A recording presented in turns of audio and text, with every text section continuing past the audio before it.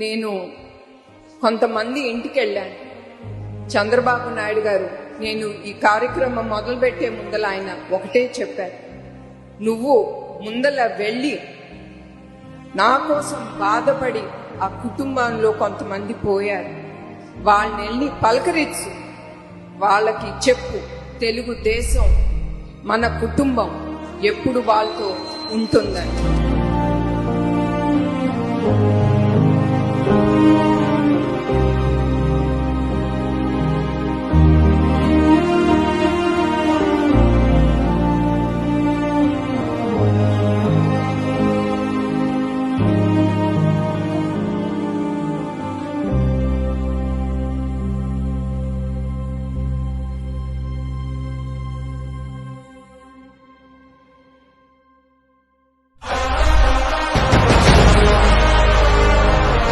భారతదేశం is a democratic country అంటున్నాం, కానీ మన ఆంధ్రప్రదేశ్ లో ఇప్పుడు ఏం జరుగుతుంది?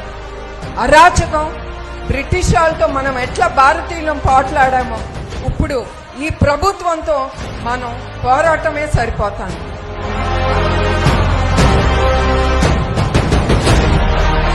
మన చేసే ఈ పోరాటం మన బలం, ఇది మన గెలుపు, అది తథ్యం.